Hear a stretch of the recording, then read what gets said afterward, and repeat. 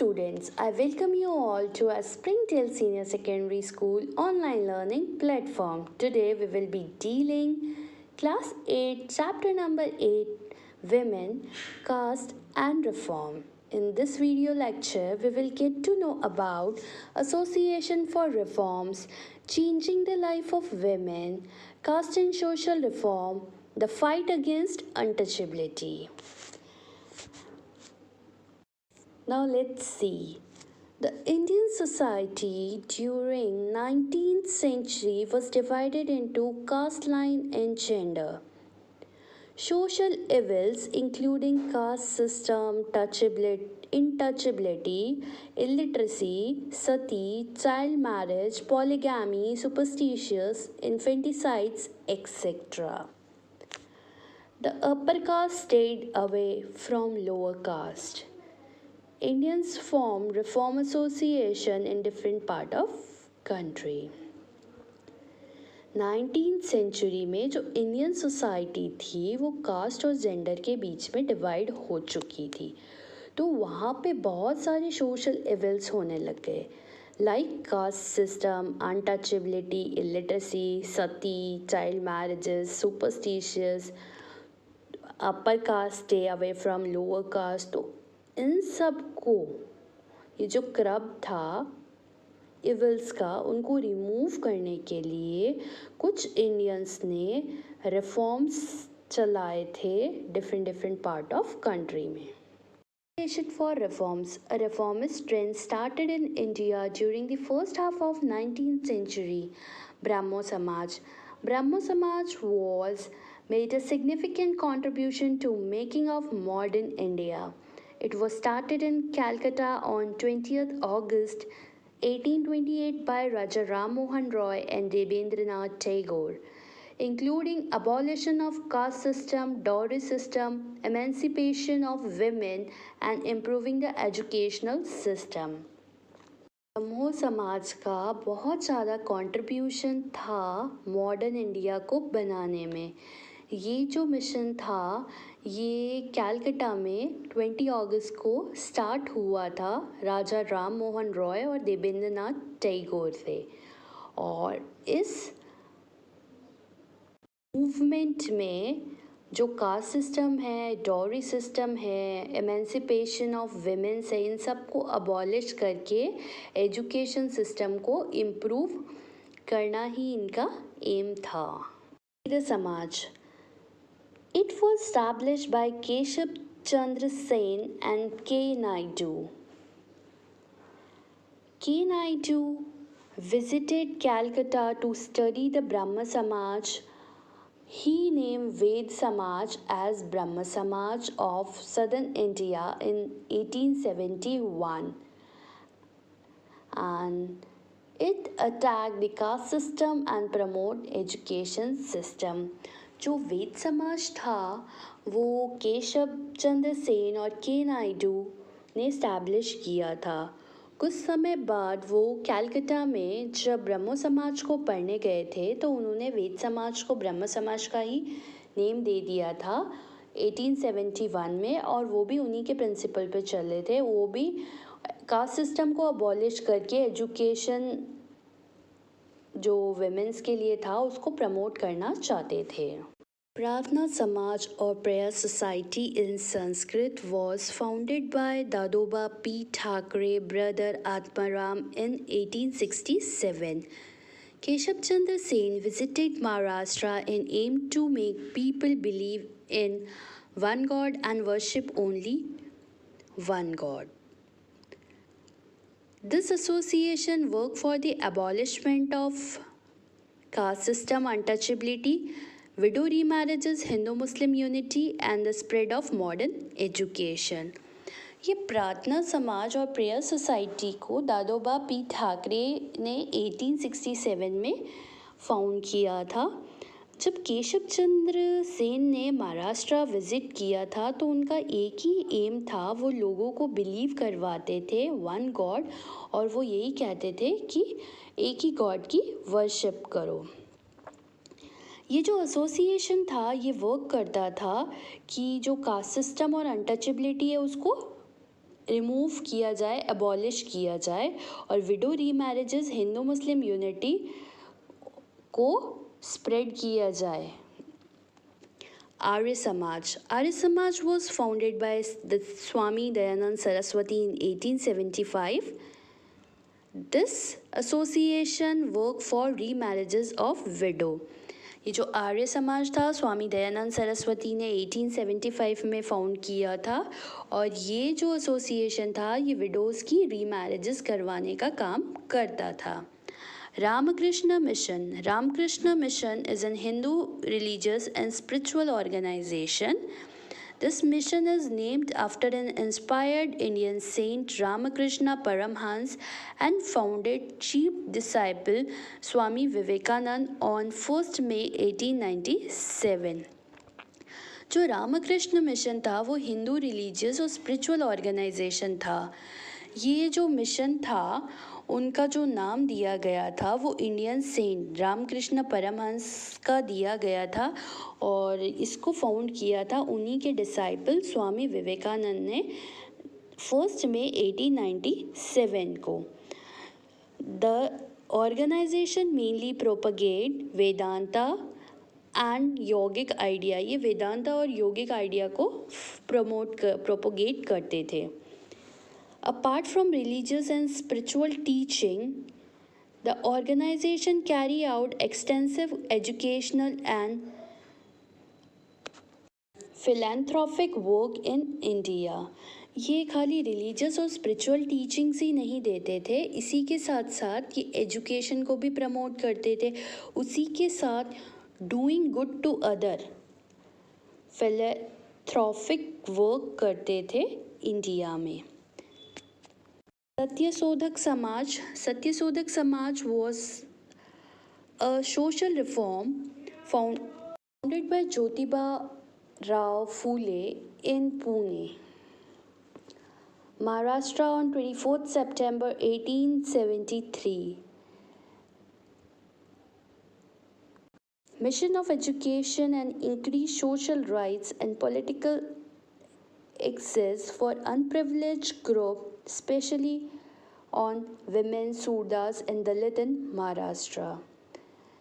ये जो रिफॉर्म था वो ज्योति राव फूले ने फाउंड किया था महाराष्ट्र में 24 सितंबर 1873 में। ये एजुकेशन को इंक्रीज़ करना चाहते थे, social rights, political rights unprivileged group के लिए जो वीकर सेक्शन ऑफ सोसाइटी थे, स्पेशली विमेंस, सूरदास, दलित जो थे, पिछड़े हुए लोग, उन सब के लिए महाराष्ट्र में। The life of women, improving the life of women was the main issue for the reformer. No reform could be effective until the position of women was improved. Banning sati. In 19th century, it was honorable in some part of India for a Hindu widow to immolate herself on her late husband's funeral pyre. The custom called sati was outlawed in 1827 in British India and again in 1987 in independent India by Sati Prevention Act, made it illegal or attempt to commit sati. Support of sati or forcing someone to commit sati could be punished by death. 19th century के अंदर India के कुछ part में जो Hindu widows होती थी वो अपनी जो लाइफ है, जब उनके हस्बैंड की डेथ हो जाती थी तो वो भी अपने आप को अपने हस्बैंड के फर्नल पे ही जला देती थी। तो उस सिस्टम को सती सिस्टम बोला जाता था। वो जो सिस्टम था वो बैन हो गया था और उसके बाद जो भी उस सिस्टम को फॉलो करता था या अटैम्प्ट करता था कमिट सती करने का, वो इलीगल माना जाता था और जो पर्सन उसे सपोर्ट करता था कमिट करने में सती किसी विडो विमेन को, तो उनके लिए जो पनिशमेंट थी वो थी डेथ या लाइफ इम्प्रिजमेंट। जेल की सज़ा होती थी और नहीं तो उन्हें डेथ दी जाती थी, जो उन लोगों को फोर्स करते थे ये सब करने में। रीमैरेजेस, widow were traditionally prohibited from remarrying. Head was shaved, no longer wear a red dot on her forehead, forbidden to wear wedding jewelries. The Hindu Widow Remarriage Act 1856, enacted to the campaign of reformer Pandit Ishwar Chandra Vidyasagar, legalized widow remarriages, provided legal safeguard against loss. जो widows होती थी traditionally उन्हें remarriage करने के लिए मना किया जाता था। उनके साथ बहुत ही पहले जो टाइम था वो अच्छा बिहेव नहीं किया जाता था। उनके जो हेड से सारे जो हेयर्स थे वो रिमूव कर दिए जाते थे। वो रेड डॉट नहीं पहनती थी, फोरहेड पे वो डॉट नहीं लगा सकती थी, वेडिंग ज्वेलरी नहीं पहन सकती थी। वो इधर उधर जहाँ भी घूमती थी उनको बेयरफुट विदाउट स्लीपर्स घूमने पड़ते थे। तो ये सारी चीज़ें विडोज़ के साथ होती थी। उसके बाद विडो रीमैरिज एक्ट आया 1856 में। उसके बाद कैंपेन्स चले, पंडित ईश्वर चंद्र विद्यासागर ने वो चलाए और वो लीगलाइज्ड हो गए। तो उसके बाद विमेंस को कहीं जो भी लॉस से वो सफ़र कर रही थी उन्हें थोड़ी सेफ गार्ड मिलने लग गया। Education for girls, the girls were not allowed to get education. A life of domestic work is their destined occupation, had an economic dependency on man. Reformer of that period wanted women to be educated. Mahatma Phule, Savitribai Phule, and Ishwar Chandra Vidyasagar were the greatest supporters of women education in 1848. Open a school for girls to the lower caste. A lawyer named John opened or established the first and most influential school for women's education in Calcutta in 1849.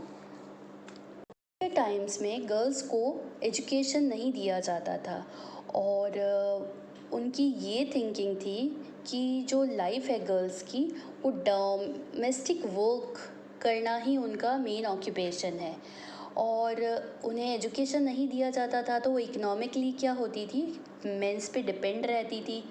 जल्दी उनकी child marriages भी कर दी जाती थी और उन्हें education बिल्कुल नहीं दिया जाता था। उस टाइम में जो रिफॉर्मर्स थे वहाँ पे वो ये चाहते थे, उनके ये एफर्ट्स थे कि सब एजुकेटेड हो जाएं। तो महात्मा फूले और सावित्री फूले, ईश्वर चंद्र विद्यासागर वो बहुत ही ज़्यादा ग्रेटेस्ट सपोर्टर्स थे उस टाइम में विमेंस एजुकेशन को लेके 1848 में। उसके बाद एक जो लॉयर थे उन्होंने फर्स्ट स्कूल स्टैब्लिश किया था विमेंस एजुकेशन के लिए कैलकाटा में 1849 में। Right about women, the early 20th century Muslim women played a role in promoting education among women. They founded a school for girls at Aligarh, Muslim girls in Patna and Karnataka. 20th century में एक Muslim women ने ही बहुत ही important role play किया था। Education चाहती थी वो सारी विमेंस के बीच में, तो उन्होंने स्कूल्स ओपन किए थे अलीगढ़ में और मुस्लिम गर्ल्स इन पटना और कैलकाटा में। 1880 Indian womens began to enter university. फिर जो विमेंस थी वो यूनिवर्सिटीज़ में एंटर होने लगी। Some of them train to doctor, some became teacher, writer publish their critical views on the women's society. तो यूनिवर्सिटी में एंटर होने के बाद वो इतनी ट्रेंड हो गई थी कि कुछ डॉक्टर्स बन गई, टीचर बन गई, कुछ पब्लिशर्स बन गई, खुद बुक्स लिखने लग गई विमेन सोसाइटी के बारे में। Tarabai Shinde was a woman educated at home at Pune, published a book, पुरुष तुलना। जो ताराबाई शिंदे थी उन्होंने एक बुक पब्लिश की थी जो थी स्त्री पुरुष तुलना, difference between main and women. Pandita Ramabai जो संस्कृत की स्कॉलर्स थी, उन्होंने एक बुक लिखी थी, life of upper caste, miserable life. She founded a widows provide shelter who had been treated badly by their relatives and were trained so that they could support themselves economically. और वो क्या करती थी, वो उन widows को find out करती थी जिनके फैमिली मेम्बर्स, हस्बैंड्स के रिलेटिव उन्हें परेशान करते थे, उनके लिए शेल्टर प्रोवाइड करती थी और उन्हें इतना अच्छी तरीके से ट्रेंड करती थी कि वो इकोनॉमिकली अच्छी हो जाएं और अपना खुद का काम खुद करने लग जाएं. Law against child marriage. At the time of Delhi Sultanate, the Sultan produced practice such as child marriage and had lowered the status of women. The Child Marriage Act was a law to restrict the practice of child marriage. It was enacted on 1st April 1930, extended across the whole nation.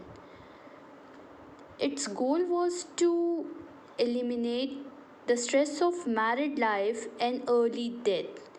The punishment for a male between 18 and 21 years marrying a child became imprisonment of up to 15 days, a fine of 1000 rupees or both. Delhi सल्तनत में सुल्तान के time में उन्होंने practice produce कर दी थी child marriage की, जिससे जो विमेंस थी उनका जो स्टेटस था वो बहुत ही लो हो गया था. तो जो चाइल्ड मैरिज एक्ट था वो ये एक्ट था कि law to restrict the practice of child marriage को बंद किया जाए. तो ये जो एक्ट था वो 1 अप्रैल 1930 को अक्रॉस द होल नेशन और apply to every Indian citizen, हर पूरे नेशन में हर एक इंडियंस के ऊपर फॉलो अप किया गया था. इस एक्ट का जो गोल था वो ये था कि जो यंग गर्ल्स थी उनको स्ट्रेस हो जाता था मैरिड लाइफ से, क्योंकि एज बहुत कम थी और उसकी वजह से उनकी जो डेथ थी वो भी बहुत जल्दी हो रही थी. The punishment for the male between 18 and 21 years, जो मेल थे 18 या 21 ईयर्स के, वो एक गर्ल चाइल्ड से मैरिज करते थे तो उनको 15 डेज़ के लिए इम्प्रीजमेंट होता था और फाइन लगता था 1000 रुपीज़ का, या दोनों ही होते थे. Caste and social reform. The caste system in India originated in ancient India and was transformed by various ruling elites in medieval, early modern and modern India.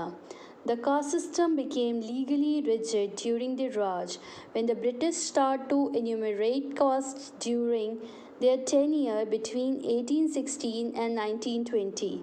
The British segregated Indians by caste, granting administrative jobs and senior appointments only to the upper caste. The British government enacted the Criminal Tribes Act on 1871. The law declared everyone belonging to certain castes to be born with criminal tendency. Raja Ram Mohan Roy, Ishwar Chandra Vidyasagar and Swami Vivekananda also worked for the caste reform in West India. Gopal Hari Deshmukh, Jyotiba Ramakrishna, Bhaskara, M.G. Ranade and Ramabai Ranade were the prominent reformer of West India. All of them spoke and wrote against the caste system. Caste system है जो ये ancient time से ही हमारे यहाँ चला आ रहा है. ये जो कास्ट सिस्टम था वो ब्रिटिशर्स के टाइम में भी था. वो ऐसा समझते थे कि जो हायर कास्ट वाले हैं, अपर कास्ट वाले हैं, वो उन्हीं को एडमिनिस्ट्रेटिव जॉब्स और सीनियर अपॉइंटमेंट देते थे ब्रिटिशर्स उस टाइम में भी. और कुछ ऐसे ऐसे एक्ट्स लगा दिए थे कास्ट सिस्टम को लेके उन्होंने. तो बहुत सारे ऐसे रिफॉर्मर्स थे, राजा राम मोहन रॉय, विद्यासागर, स्वामी विवेकानंद, ज्योतिबा फुले, रामकृष्ण और रामाबाई. तो इन्होंने सब रिफॉर्मर्स ने ये जो थे, इन्होंने कास्ट सिस्टम को इक्वल करने के लिए बहुत कुछ बोला लिखा उसके अगेंस्ट में कि एवरीवन इज़ इक्वल करके बहुत इन्होंने एफर्ट्स किए थे। Demands of equality and justice. In 19th century, people from within the non-Brahmin caste organizing movement against caste discrimination and demanded equality and justice. 19th century के अंदर जो नॉन ब्राह्मण cast थी उन्होंने एक मूवमेंट चलाया जिसमें वो जो कास्ट डिस्क्रिमिनेशन हो रहा था, भेदभाव हो रहा था कास्टिज़म को लेके, उनके अगेंस्ट में, और उन्होंने बोला कि हर किसी को इक्वालिटी और जस्टिस चाहिए। Satnami movement was founded by Ghasidas, who worked among the leather worker and organized a movement to improve their social status.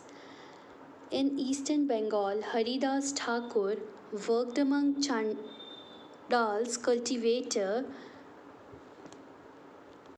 Sri Narayan Guru, the ideals of unity of his people, he argued treating people unequally on the basis of caste difference. Movements चलाए थे। जो घासीदास थे उन्होंने leather workers के साथ काम किया था जिससे उनका सोशल स्टेटस जो था वो इम्प्रूव हो जाए। जो हरिदास थे उन्होंने चंडाल कल्टीवेटर्स के साथ काम किया था, और जो नारायण गुरु थे वो ideal of unity for the people चाहते थे। वो हमेशा इस चीज़ से आर्ग्यू करते थे कि आप लोगों को इक्वली ट्रीट क्यों नहीं करते हैं, treating people unequally on the basis of caste difference. Caste के बेसिस पे आप लोगों को अनइक्वल क्यों ट्रीट करते हैं, वो इसके लिए आर्ग्यू करते थे। वो ये भी कहते थे कि all human kind belong to same caste, सारे जो ह्यूमन हैं वो एक ही कास्ट से बिलोंग करते हैं। One cast, one religious, one God for human kind. इस ह्यूमन के लिए एक ही कास्ट, एक ही रिलीजियस और एक ही गॉड है। तो ये जो all these sects were founded by leader who came from non-Brahmin caste and worked among them. ये जितने भी लीडर्स और फाउंडर्स थे ये नॉन ब्राह्मण कास्ट के थे और इन्होंने उन लोगों के साथ लोअर सेक्शन ऑफ सोसाइटी के साथ वर्क किया था। ये इसीलिए किया था to change those habits and practices which provoke the contempt of dominant class. ये उस प्रैक्टिस को चेंज करना चाहते थे जो लोअर क्लास के साथ होती थी। इन लोगों ने उन लोगों के साथ काम करके ये सब प्रूव कर दिया था। Fight against untouchability. Untouchability is most commonly associated with treatment of Dalit communities in India who were considered polluting. Untouchability एक ऐसी एसोसिएशन थी जिसमें जो दलित कम्युनिटीज़ थी उनके साथ अच्छा ट्रीटमेंट नहीं किया जाता था और उनको पल्यूटिंग बोला जाता था। They were treated very badly, not considered as human being. Many reformers work for them, और उनके साथ बहुत ही गंदा बिहेवियर किया जाता था। उनको इवन ह्यूमन तो कंसिडर्ड ही नहीं किया जाता था। बहुत सारे रिफॉर्मर्स ने उनके लिए वर्क किया था। उसमें से एक थे भीमराव अंबेडकर, जिन्होंने try to promote education to untouchables and uplift them. उनके लिए एजुकेशन प्रमोट किया था और उन जो दलित या weaker section of society unprivileged लोग थे उन्हें अपलिफ्ट किया था एजुकेशन प्रोवाइड करके। He establish institution to promote education and social economic improvement as well as the welfare of outcast. उन्होंने इंस्टीट्यूट ओपन किया था, उसी के साथ साथ एजुकेशन को प्रमोट किया था, सोशल इकोनॉमिक मूवमेंट चलाए थे जिससे जो आउटकास्ट है उनका वेलफेयर हो सके। Time refer to as depressed class. उन क्लासेस और कास्टिज्म के पीपल के लिए। He started 5 periodicals. उन्होंने कुछ 5 periodicals स्टार्ट किए थे। The leader of dumb 1920, ostracised India 1924, equality 1928, the people 1930, enlightened India 1956. By 1927, Ambedkar had decided to launch active movement against untouchability. ने अनटचेबिलिटी के लिए कुछ एक्टिव मूवमेंट स्टार्ट कर दिए थे 1927 से। He began march to an open public drinking water struggle for the right to enter Hindu temple. वो ये मार्च भी करना स्टार्ट कर दिया था कि ये लोग भी वाटर पी सकते हैं रिसोर्सेस से, और ये पीपल भी हिंदू टेम्पल्स में जा सकते हैं, इन्हें भी राइट है, कोई भी अनटचेबिलिटी सा इनके साथ बिहेव नहीं करेगा। He lead a satyagraha to fight for the right of untouchable, और उन्होंने लीड कर लिया था जिसके लिए वो अनटचेबल पीपल्स के लिए लड़ रहे थे उस राइट में। Draw water from the main water tank of town, सी जो मेन वाटर टैंक था टाउन का उसमें से वो वाटर ले सकते थे untouchable. Ramgiri, one of the low caste leader was Jyotirao Phule, born in 1827, studied in school set up by Christian missionaries. He developed his own idea about the injustice of caste system. He said to attack the Brahmin claims that they were superior to others since they were Aryan. Phule argued that Aryan were foreigners who came from outside and defeated the true children, those who had lived here from before the coming of the Aryans. According to Phule, the upper caste has no right to their land and property. In reality, the land belonged to the so-called lower caste. Jyotirao Phule एक जो बहुत ही lower caste थी उसके leader थे। 1827 में वो born हुए थे और उन्होंने स्कूलिंग क्रिश्चियन मिशनरीज़ के थ्रू की थी। तो वो वहाँ पे कास्ट सिस्टम जो है सोसाइटी में उससे वो उस आइडिया से वो इनजस्टिस फील नहीं कर रहे थे। वो ये देख रहे थे कि वहाँ पे जो लोग हैं वो ये समझते थे कि जो ब्राह्मण कास्ट है वो दूसरी कास्ट से सुपीरियर है।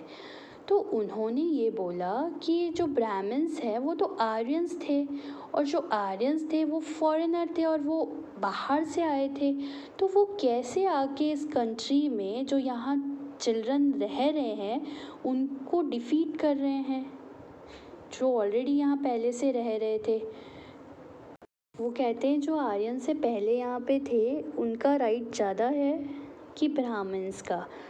तो ये जो फूले हैं इन्होंने ये बोला कि जो अपर कास्ट है उसको कोई राइट नहीं है इंडिया की लैंड और पावर प्रॉपर्टी में। यहाँ की प्लेस पे लैंड पे उन्हीं का राइट है जो यहाँ पे बहुत पहले से रहते थे, वो थे लो cast people. Satyashodhak Samaj and association Phule founded propagate caste equality, एक सत्यशोधक समाज उन्होंने फाउंड किया था। पॉलिटिकल और सोशल राइट दिलाते थे, इक्वालिटी दिलाते थे अंडर प्रिविलेज ग्रुप सोसाइटी को, सूरदास, दलित, इन सबको।